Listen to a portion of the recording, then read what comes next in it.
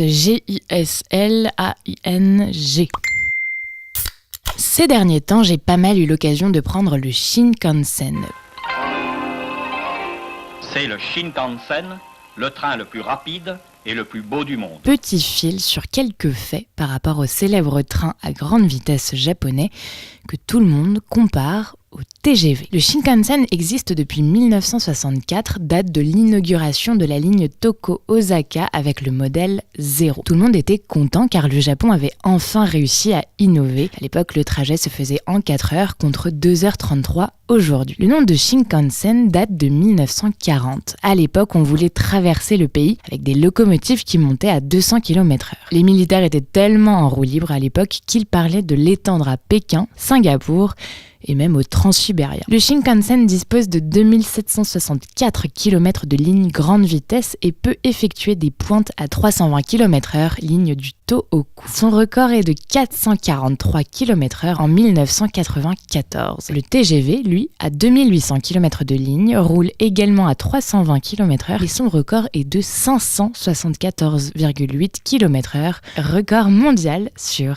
rail. Au Japon, le réseau est étendu à travers tout le pays et relie les principales villes entre elles. Il devrait arriver enfin à Sapporo en 2031 et relier Kanazawa et Osaka en 2046. Oui, les Japonais prévoient vraiment jusqu'à très loin. Si cela prend autant de temps, c'est parce que tout le réseau est à construire. Tunnels dans un pays truffé de montagnes, ponts, rails, gares. Le Shinkansen roule en effet sur un réseau distinct des trains classiques à cause de l'écartement des rails qui est différent. Il existe différents modèles de Shinkansen adaptés aux trajets et aux compagnies qui les exploitent. Le E5 sur la ligne Tohoku-Hokkaido, le E7 vers Kanazawa, le N100 vers Kyoto et Osaka. De même, il existe plusieurs services de Shinkansen avec plusieurs types de vitesses. Nozomi et Mizuho sont les plus rapides, inaccessibles aux touristes avec le JR Pass. Mais également Yamabiko ou Sakura. Je vous assure que c'est aussi compliqué que ça en a l'air en gare. Ainsi, vous aurez un Nozomi toutes les 10 minutes au départ de Tokyo vers Osaka. Par contre, le Hikari qui est plus lent, vous n'avez pas intérêt à le rater. Chaque service a sa fréquence et généralement les Super Express sont les plus fréquents. Vous avez aussi la possibilité d'acheter un billet sans siège attribué, moins cher et plus pratique. On peut prendre tous les trains de la journée, mais attention aux heures de pointe où on peut être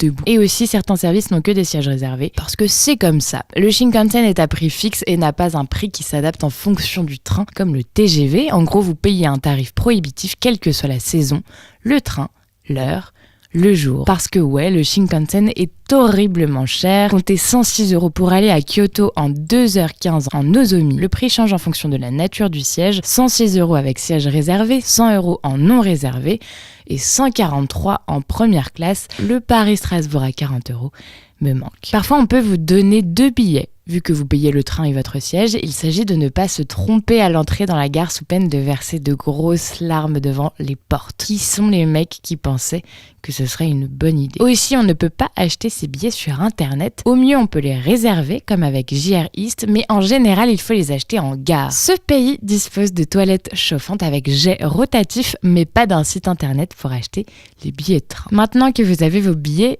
passons au train. Les sièges sont tournants pour se mettre dans le sens de la marche et surtout, on a de la place pour les jambes. Ça change du TGV qui t'entasse comme une sardine. Mes genoux te disent merci Japon. Personne ne vous salue à l'entrée du train comme le dit la légende, du moins pas les ploucs qui n'ont pas l'argent pour aller en première classe. Dans certaines gares, on peut entendre « Welcome to the Shinkansen » et c'est sacrément classe. On dit souvent que les trains à grande vitesse sont des avions sur rail. Et bien dans le Shinkansen, on vous propose une nourriture banale et hors de prix quand le test passe avec son chariot, comme dans un avion. Optez donc pour le combini avant le départ. Le Shinkansen n'a jamais connu d'accident mortel, seulement un déraillement à vide en 2004. Il dispose aussi d'un système de freinage d'urgence qui l'empêche de dérailler lors d'un séisme. C'est ainsi que des milliers de vies ont été sauvées lors des séismes de 2011 et 2016. À noter que pour le séisme de 2016, un Shinkansen a en partie déraillé, mais sans faire de victimes, on peut considérer que la sécurité est vraiment le point fort de ces trains. Il est imbattable là-dessus. Enfin, la légende dit également qu'il est d'une ponctualité record comparée à notre TGV. Cela s'explique parce qu'il ne partage pas son réseau avec les trains classiques et que celui-ci est protégé des aléas de la vie. Le TGV, lui, partage ses rails, incomparables donc. En effet, les rails sont la plupart du temps surélevés sur des ponts ou dans des tunnels. Pas d'animaux, d'arbres ou de suicides pour venir venir l'entraver, d'où ces statistiques impressionnantes de ponctualité. Après, les retards existent, faut pas croire au Père Noël non plus comme Macron. Rien que ce week-end dans le Tohoku, les trains étaient en PLS à cause du vent. C'est dommage pour les stats et le bashing de la SNCF, ça. Et bizarrement, pas de dépêche AFP. En gros, le Shinkansen est très confortable. Pas de bruit en plus, par contre ça secoue à l'avant, mais hors de prix. Sans compter qu'il est géré par des compagnies privées en monopole et il ne mérite pas d'être placé sur un tel piédestal par rapport au TGV. C'est difficile de voyager avec une grosse valise parce qu'il n'y a pas vraiment de compartiment prévu à cet effet dans les wagons, ce qui est en soi un non-sens un peu quand on voit que tout est calculé. En théorie, c'est impossible de frauder puisqu'il faut passer des portiques comme dans le métro pour entrer sur les quais. En théorie, j'ai déjà vu des touristes avec des JR Pass gentiment priés de changer de train par le contrôleur. Généralement, les gares sont divisées en deux entre le service normal et le Shinkansen et parfois on décide de construire de nouvelles gares exprès, Shin-Osaka, Shin-Kobe ou Shin-Hakodate à 30 minutes de Hakodate et dur qu'on se plaignait avec Lorraine TGV. Bref, faut-il le rappeler, le Shinkansen est géré par des compagnies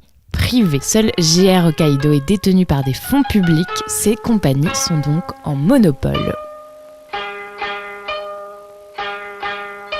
C'est un petit pays dont la superficie totale de ses 1042 îles n'excède pas les 2/3 de celle de la France. Ouverture à la concurrence qu'ils disent en Europe. 今日も新幹線をご利用くださいましてありがとうございます。この電車はのぞみ号東京行きです。途中の停車駅は名古屋、新横浜、品川です。続いて